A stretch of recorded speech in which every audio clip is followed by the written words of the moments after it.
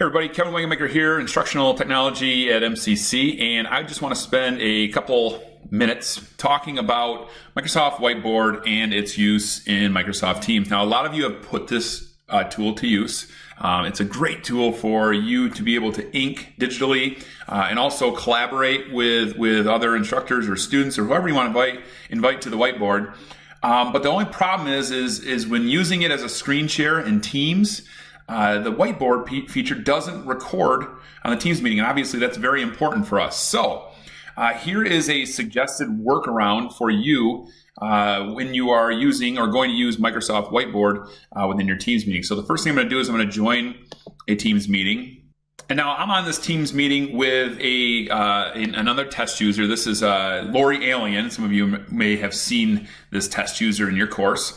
But what I normally would do is I would do a screen share and I would click on Microsoft Whiteboard. Now, the nice thing about this is it would generate a shared whiteboard for anybody that's in the meeting, and that's great. But we can still do that with only a couple clicks. So we can still share our screen as we normally would. And now all we're going to do, and this is for Windows users, you are just going to go to your search bar and search for the Microsoft Whiteboard app. Now, I have it already available as a recent item, but you might have to type it in and find it. But since it's already showing right here for me, I'm just going to click and open it up. And once it does that, it's going to give us the option to create a new whiteboard. Now, we can also go into any previously created whiteboards, which is great if we wanted to bring up something that we've already created. But for this one, we're just going to create a new one. And from here, all we have to do is click on this blue add. And we can add individual users, but maybe we want to add a whole team, which has a lot of students to it. The easiest way to do this, and yes, you can click Post to Teams and choose a team, but we're just going to go ahead and create a sharing link. And that way, anybody that has this link right here, I'm going to copy that link, and then I'm going to take that link over to my team. Yes, I am. And all I'm going to do is quickly start up a new conversation, or I can also share it in the chat for the meeting if I wanted to, but I'm going to put it here just for the simple fact of, if students need to reference it later on, they can do that.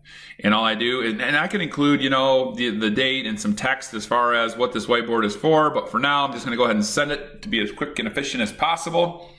And now, the great thing is, I can go visit my test user Lori's Teams account. And you can see in Lori's, the channel that I posted it in the general channel, you can see that there it is. There's the whiteboard. And I can add something on my end. I can say, Lori, can you solve this problem?